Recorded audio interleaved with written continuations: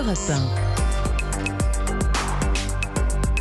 8h13, votre invité Sonia Mabrouk est candidat à l'investiture LR, maire de la Garenne-Colombes et chef du service des urgences à l'hôpital européen Georges Pompidou. Bienvenue sur Europe 1 et bonjour Philippe Juvin. Bonjour. Et mes premières questions vont s'adresser au chef des urgences. Le nouveau variant Omicron est en train de bouleverser la donne dans le monde et en Europe. Des cas confirmés en Allemagne, en Italie, au Royaume-Uni, des cas suspects en France.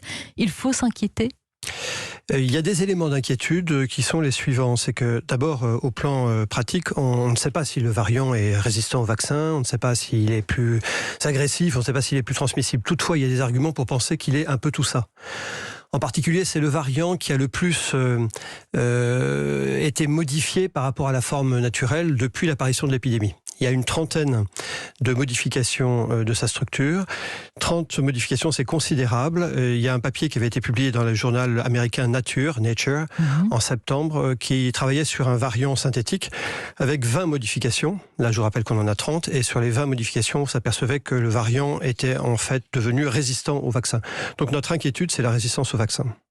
Si l'inquiétude est à la résistance au vaccin, j'allais dire que c'est la pire des inquiétudes, parce que c'est notre arme, c'est notre bouclier. Alors, et notre seul pour le moment en attendant les médicaments. Oui, vous avez raison, ça serait un sujet majeur.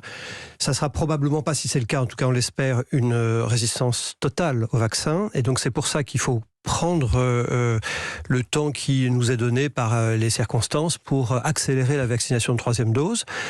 Le gouvernement a bien fait de passer à la 3e dose pour tous. Moi, ça fait maintenant plusieurs semaines que je demandais. Oui, je pense que là aussi, on a perdu du temps, mais il faut le rattraper le temps. Il faut à toute vitesse vacciner. Ça signifie qu'il faut mettre en place une logistique. Et la logistique, eh bien, aujourd'hui, elle fait défaut. Elle fait défaut ?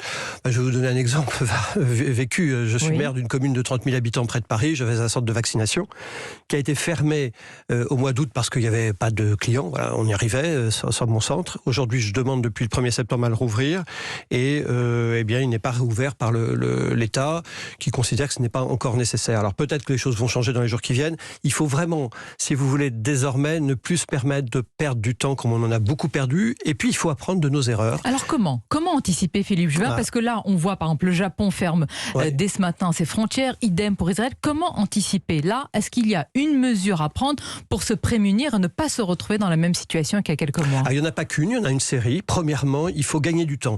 La fermeture des frontières, c'est pas parfait, ça ne marche pas à tous les coups, c'est même très poreux, mais ça permettrait, et ça c'est le Centre de contrôle des maladies européennes qui l'a écrit hier, ça permettrait de gagner probablement 2 semaines. Donc moi je suggère... Vous êtes favorable à la fermeture des frontières ou au moins un contrôle extrêmement dur comme le font les Britanniques, où vous devez, quand vous arrivez sur le territoire du Royaume-Uni, avoir un test négatif et puis s'isoler pendant 2 jours et refaire un test 2 jours plus tard. Ça, on pourrait le faire. À mon avis, il faut le faire, à condition, bien entendu, qu'on essaye de tirer les bénéfices de ces 2 semaines qu'on gagnerait sur le temps. Et qu'est-ce qu'on fait de ces 2 semaines ? Eh bien, on vaccine à toute vitesse. Donc, c'est la logistique dont je parlais il y a 1 minute. Enfin, on développe des capacités de séquençage, c'est-à-dire d'identification de vrais variants qui circulent. Vous savez que ça fait maintenant 1 an et demi, moi, que je demande qu'on séquence massivement, et on séquence très peu en France.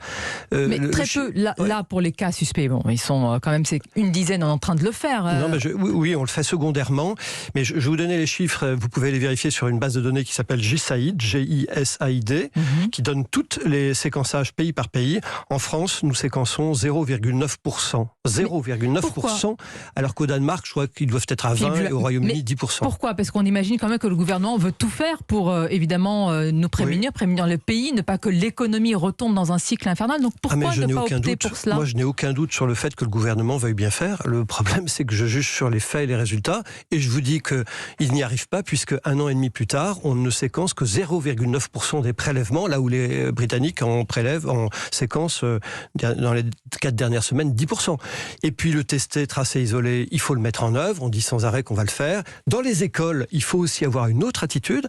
Depuis le début du mois de février, j'explique qu'en Royaume-Uni, on a donné 2 autotests à tous les enfants des collèges et lycées qu'ils font chez eux, tranquillement, eux-mêmes, si c'est positif, ils vont pas à l'école, si c'est négatif, ils vont à l'école. Pourquoi on ne le fait pas en France? Vous voyez, il y a toute une sorte de mesures à prendre, et je trouve qu'on est toujours lent, on est toujours dans la réaction, on attend que l'incendie pour les écoles, soit présent. Mais non, c'est pas le cas pour les écoles. Non, on n'a pas. Est-ce que les collégiens et les lycéens en France ont 2 tests chez eux à faire chaque semaine? Non, pas du tout, c'est pas vrai. Apparemment, c'est le cas. À partir d'aujourd'hui. Chez eux, on va donner à chacun des collégiens et lycéens. C'est le nouveau protocole sanitaire. C'est le nouveau protocole qui est installé. Aux 10 millions de collégiens et lycéens, on va distribuer donc 20 millions de tests aujourd'hui. Écoutez, un reportage sur Europe 1 tout à l'heure pour une distribution de cartons, en tout cas dans les collèges pour les élèves de 6e. Je vais vous dire, ça fait des mois qu'on nous dit qu'on va le faire. En tant que maire, j'ai vu les choses dans les écoles, ça fait des mois qu'on nous dit qu'on va le faire et on ne le fait pas. Et puis, il y a des mesures aussi innovantes à prendre. J'ai lu une proposition de la Commission européenne très intéressante qui dit, mais regardez, quand un avion atterrit, eh bien, on étudie dans les toilettes de l'avion, on recherche s'il y a du coronavirus. S'il y en a, on teste tout l'avion. Philippe, on vous écoute ce matin, vous dites, nous ne savons pas, et c'est la vraie question, s'il est résistant au vaccin. Mais est-ce que ce variant représente une réelle menace ou est-ce qu'il entraîne une maladie bénigne avec de légers symptômes, comme il semble, et je suis très prudente, ressortir de certains témoignages des premiers contaminés? Vous avez raison, on ne sait pas. On ne sait pas s'il est résistant au vaccin. Il y a des arguments pour penser que oui, comme je vous l'ai dit. On ne sait pas quelle est sa gravité et on ne sait pas non plus s'il est très transmissible ou pas. Ce qu'on observe, c'est qu'en Afrique du Sud, c'est désormais 60% des variants qui circulent, ce qui est beaucoup. Mais il y a une différence entre l'Afrique du Sud et chez nous, c'est qu'en Afrique du Sud, il n'y a que 20% de vaccinés, alors que chez nous, nous sommes à presque 70%. Donc on voit qu'on est dans l'incertitude. Et pourquoi y a-t-il une telle inquiétude générale à cause de la résistance potentielle au vaccin? Mais vous avez raison de dire qu'aujourd'hui, on en est sur des suppositions théoriques. Mais vous savez, le principe de précaution, on en a tellement vu depuis 1 an et demi que pour une fois qu'on semble prendre des mesures un peu en avance, moi je suis assez satisfait de cela. Alors pour les Français de manière générale qui nous écoutent, il y a une anticipation qui est essentielle, c'est celle de l'hôpital public, qui est à bout de souffle. Il y a un pourcentage conséquent des lits d'hospitalisation en France qui sont indisponibles, précisons-le, parce qu'il n'y a pas suffisamment de personnes. Mais là, comment remédier à cela, Philippe Juvin? Ça fait maintenant 1 an et demi, depuis le début de la crise, que je dis qu'il faut agir. Je vais vous dire comment. Mais ça fait plusieurs années que j'écris un peu dans le désert qu'il faut agir. Il faut former du personnel. Il y a certains qui vont dire, vous saviez tout avant que ça n'arrive. Moi, je l'ai écrit, alors on peut regarder, j'ai plusieurs papiers qui montrent ça, que depuis plusieurs années, je l'ai écrit, donc je suis assez tranquille là-dessus. Je pense qu'il faut qu'on forme du personnel. Le sujet, c'est qu'on ne forme pas suffisamment d'infirmiers, d'aides-soignants et même de médecins. La population grandit, elle vieillit, et elle est plus malade qu'il y a 10 ans. Avons-nous plus de médecins? En réalité, pas beaucoup plus. Il y en a un peu plus si on compte les médecins retraités, la belle affaire. Les infirmiers et les aides-soignants, on n'en a pas assez. Donc il faut en former beaucoup plus. Et quand il y a une crise des vocations, comment vous suscitez cette formation? D'abord, vous ouvrez des possibilités de formation, ce qui n'est pas le cas. Vous permettez par exemple à des aides-soignants qui veulent devenir infirmières de le devenir. Or aujourd'hui, il y a encore des limites importantes. Vous permettez à des infirmiers ou des infirmières qui souhaitent devenir médecins après un parcours professionnel, vous leur proposez un parcours spécifique. Eh bien tout ça, ça demande de l'agilité dans la prise de décision et de la rapidité et de la réactivité. Et bien nous sommes dépourvus d'un peu tout cela. Il aurait fallu le faire auparavant. Et là, dans l'urgence, Philippe Juvin, selon une note de la Direction générale de la santé, les fêtes de fin d'année pourraient être très compliquées à l'hôpital et la DGS suggère donc de réquisitionner des soignants et évoque en particulier les services d'urgence. Je vois que vous esquissez d'abord, je vais vous dire, non, c'est pas ça, c'est que moi, dans mon service, nous avons fait les tableaux évidemment de garde pour le 24, le 25. Moi, je travaille tout le 24 et je travaille tout le 25 à l'hôpital. Nous sommes peu nombreux. Si les uns et les autres veulent venir nous aider, c'est avec grand plaisir. Mais nous ne trouverons pas, si c'est l'hypothèse qui est faite, qui me paraît démente, de demander aux urgentistes, au personnel des médecines d'urgence de revenir travailler un peu plus. En fait, nous sommes déjà à l'os. Non. C'est dément de le proposer. C'est-à-dire c'est totalement ubuesque, apparemment. Je ne sais pas où ils veulent prendre du personnel, puisqu'il est déjà très occupé. Non, me semble-t-il, il serait temps, mais il fallait le faire il y a 10 mois, il fallait le faire il y a 20 mois, il y a 30 mois, mais il faut bien commencer. Moi, je souhaite qu'on ouvre rapidement des générations, des promotions supplémentaires d'infirmières ou d'aides-soignantes. Ouvrons largement. Oui, mais là, dans l'urgence, que faisons-nous d'ici à la fin de l'année? Je sais bien que ça fait 1 an et demi que je dis qu'il faut le faire. Des problèmes structurels, très bien, mais on maintenant... aurait commencé il y a 1 an et demi, au début de la crise, les choses seraient différentes. Eh bien, maintenant, je vous le dis, il faut être pragmatique. Ça signifie qu'il faudrait au moins avoir une liste, l'avons-nous ou non, de tous les médecins, infirmiers, aides-soignants qui ont une culture de réanimation, qui ont travaillé un jour dans une réanimation. En France, a-t-on cette liste pour savoir à qui aller demander? Parce que vous n'allez pas demander à un aide-soignant ou une infirmière qui qui n'a jamais fait de réanimation de demain en faire. Donc il faut regarder ceux qui en ont déjà fait. Est-ce qu'on a cet annuaire? Non, nous ne l'avons pas. J'avais même demandé à une époque que un tel annuaire soit réalisé au niveau européen, pour qu'on puisse éventuellement aller piocher chez nos voisins du personnel si ceux-ci n'étaient pas embarrassés par les patients, comme nous le sommes nous, etc. etc. Ça demande, si vous voulez, une vision globale, et cette vision globale, eh bien, on me pose toujours la question, qu'est-ce qu'on fait, mais au moment où l'incendie brûle? Mais vous savez, les casernes de pompiers, ça se construit avant les incendies. Par rapport aux autres candidats LR, Philippe Jubin, vous êtes totalement à contre-courant sur la question, puisqu'on est dans l'hôpital public, mais je vais élargir, la suppression de postes de fonctionnaires. Vous ne souhaitez aucune suppression, affirmant être le candidat des services publics. Pourquoi vous pensez que si on va dans cette voie-là, on fragilise la société? Non mais Sonia Mabrouk, regardez, on manque d'infirmières, on manque d'aides-soignantes, on manque de juges, on manque de procureurs, on manque de policiers, on manque de douaniers. Et vous allez m'expliquer, et on va m'expliquer par vous, je sais, qu'on va diminuer le nombre de fonctionnaires. Alors mais pour être totalement objectif, vos camarades des LR ne parlent pas de ces missions, j'allais dire, importantes. Une fois que vous avez retiré ça, je ne sais pas très bien où on les trouve. L'administration. Donc moi je crois, et j'assume, que la droite doit être une droite des services publics. Pourquoi? Parce que les services publics, c'est l'assurance que les citoyens sont traités pareillement sur le territoire. Et vous savez, les services publics, c'est un facteur de prospérité du pays. Parce qu'il n'y a pas de pays prospère quand les gens ne sont pas protégés par des policiers, soignés par des soignants et éduqués par des professeurs. Nous sommes tous d'accord, mais on ne peut pas faire mieux, justement. Certains disent non pas moins, pas dans ces missions-là, pas dans protéger, éduquer. Non, je ne dis pas qu'il faut plus d'infirmiers, je ne dis pas qu'il faut plus de fonctionnaires. Nous avons un nombre de fonctionnaires qui est suffisant. Il faut mieux les répartir. Par exemple, je diviserai par 3 le nombre d'administratifs à l'hôpital public. Il y a autant d'administratifs à l'hôpital public que de médecins en équivalent temps plein, interne mis à part. Autant, moi je divise par 3 le nombre d'administratifs. Je ne demande pas, rassurez-vous, aux administratifs d'aller au bloc opératoire vous opérer, mais je prends leur poste budgétaire, et ces postes budgétaires, eh bien, je m'en sers pour les répartir sur des postes soignants.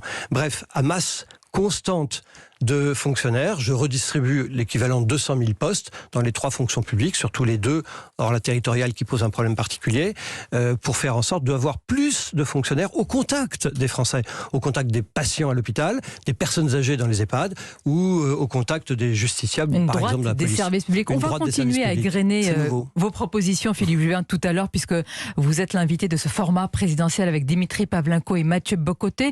Sur le plan politique, de l'avis de tous, vous n'avez pas du tout démérité pendant les débats LR. Vous avez réussi à faire entendre vos propositions et votre voix singulière, c'est objectif, ce que disent beaucoup d'élus sur le terrain, les Républicains. Mais certains, vous avez caricaturé au début, évoquant une candidature de témoignage. Pour autant, vous êtes lucide. Oui, mais vous savez, non, mais le monde politique est un monde un peu fermé. Et c'est vrai qu'on a cette vision en France très traditionnelle qui consiste à dire que si vous n'avez pas été ministre il y a 10, 15 ou 20 ans, vous ne pouvez pas aspirer à des plus hautes fonctions. Eh bien moi, je n'ai pas cette vision. Je pense qu'il faut tout changer, les méthodes. Vous avez vu ce que je vous ai dit sur l'épidémie. Il faut faire en gros l'inverse de ce qu'on fait. Vous n'avez pas la baguette magique qu'on n'ont pas les autres, Philippe Jubin, pour tout changer. Pardon, moi quand je dis qu'il faut commencer à former du monde, je le dis d'une manière constante. Je suis un homme constant. Quand je vous dis qu'il faut séquencer, ça on peut le faire vite. Quand je vous dis qu'il faut tester, ça on peut le faire vite. Bref, il y a 1000 choses qu'on peut faire rapidement.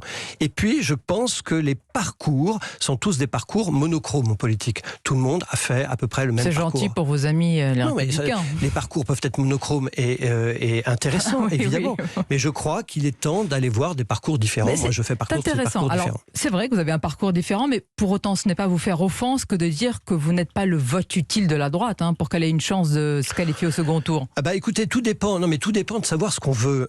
Si vous voulez, non mais je pense que les LR veulent que la droite gagne. J'incarne, mais moi aussi je veux que la droite gagne. Mais moi j'incarne une droite qui est une droite humaniste, qui prend soin de l'autre, une droite libérale. J'assume d'être libéral. Il y a une droite qui n'est pas humaniste alors. Européenne, et la droite des services publics. Si les hommes et les femmes qui sont des hommes et des femmes de droite, qui vont voter pour la droite, souhaitent que ces valeurs européennes, libérales, soient dans le débat, eh bien ils savent pour qui voter, c'est-à-dire pour moi. On va les développer, mais quel candidat LR, en dehors de vous, on a compris, vous a surpris lors de ces débats, surpris dans le bon sens, qui s'est révélé, qui a, comme on dit, crevé l'écran? Je ne sais pas, je vais vous dire qu'il y a un... Vous faites de la langue de bois, vous le savez sûrement. Certains disent Éric Ciotti, cohérent avec ses propositions. Permettez-moi de vous dire que, simplement, moi j'ai une grande leçon de cette affaire, c'est qu'on nous avait enterrés.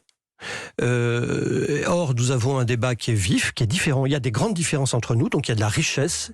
Nous avons réhabilité la dispute intellectuelle entre nous. Voilà, c'est vrai, vous l'avez dit, nous ne sommes pas d'accord. Moi, j'ai dit également, par exemple, qu'on ne pouvait pas distribuer de l'argent magique, ça n'existait pas, qu'il fallait d'abord le produire.